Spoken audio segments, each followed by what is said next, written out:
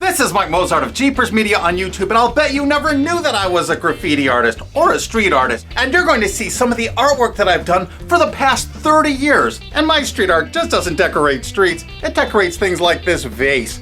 And I call a lot of these things reversos because there's secret artwork on the other side. I didn't just use ordinary spray paints, well some of it is, but I custom mixed and matched a lot of my paints to have special effects. I included gold dust and diamond dust, real gold leaf. I mean, I went crazy. I used all types of special effects, metal flake and custom metallics. I still don't see how people mistake these for something else. I mean, really. Even though I'm really well known for my Stop Sopa video, I do a lot of failed toy reviews. For years, I illustrated children's books and designed toys with lots of popular characters.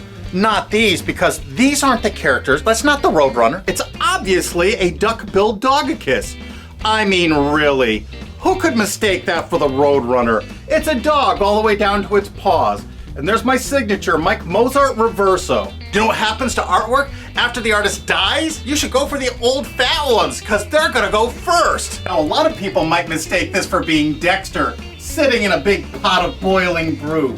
But it's actually not. This is just a little tiny detail from the other side.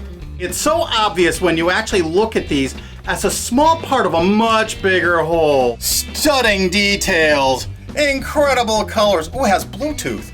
And this one includes the words 3D vision because this is color shifting paint. Depending on the angle you stand, it turns different colors. And this character is called the Lab Rat. And of course it's a genuine Mike Mozart Reverso. I mean, really larger character. Look how big I am. I don't do anything little.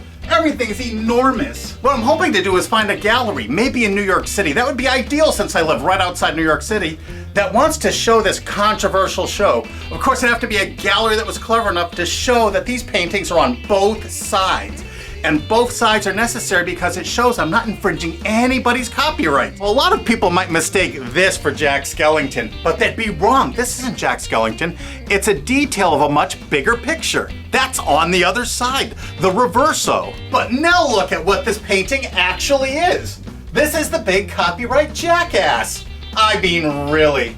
Who would mistake that for Jack Skellington now? And I'm not the unknown artist. Search Mike Mozart in quotations on Google. There's a million hits for me, or my company, Jeepers Media. And my next Mike Mozart Reverso is one of the orneriest, craziest, shooting up characters in the whole world. It's not actually Yosemite Sam. How could anyone mistake Euduckimus for Yosemite Sam? And what do we have here?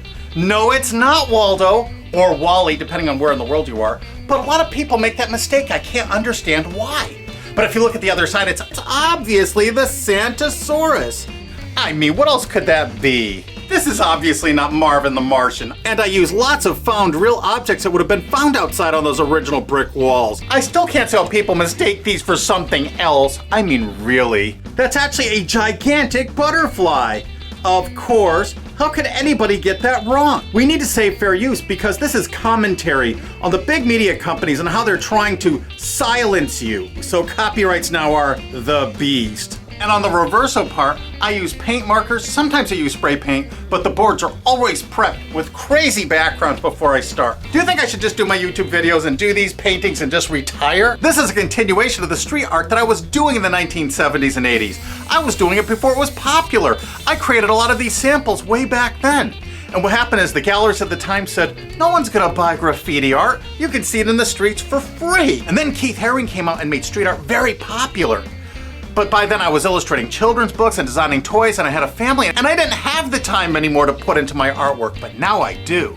And now I have a reason, just to show the hypocrisy of these people. All of this artwork is fair use, absolutely. All of my works of art are two-sided commentaries on the hypocrisy and ridiculous copyright laws we have now that are being manipulated by big media companies that'll claim they own the tiniest shred of media. And one of my favorite street artists and good friends is Alec Monopoly. He's a brilliant artist of the Monopoly guy, and he uses him in lots of very critical commentary and social ways.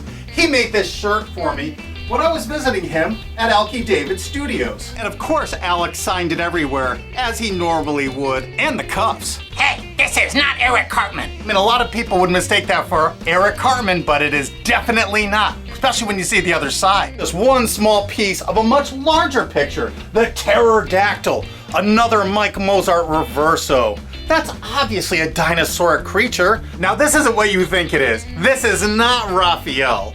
No way. This is just another little detail of a much bigger picture. Obviously a big swamp alligator. There is no way you could confuse that with Raphael. Cowabunga, dudes! This is obviously not SpongeBob and Patrick. Why would people make that mistake? The other side shows they're completely different characters and creatures altogether. It's a big pink sea anemone and some weird undersea fish being attacked by an even bigger fish. And Mike Mozart's reversos aren't just graffiti art on wallboard, they're also incredible vases. They're also, this is not Scooby-Doo. If you saw the other side, you would see it's not. This is another Mike Mozart free to re-upload anywhere on the internet you wish video, or you can click this remix button under the screen and you can re-upload it to your channel and the views will count on your channel. How can you beat that?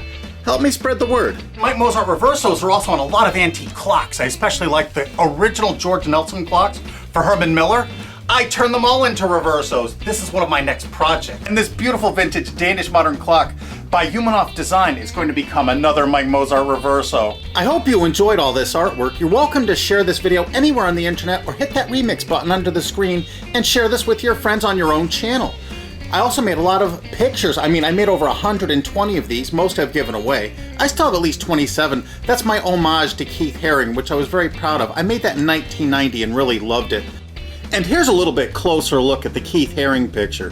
I used all kinds of, what at the time, revolutionary painting techniques. And I kept a little leather-bound book and I kept track of all those techniques. And I'm going to bring them all back in a lot of new pictures. So please, share this video anywhere you can. If you know someone who owns a gallery, great.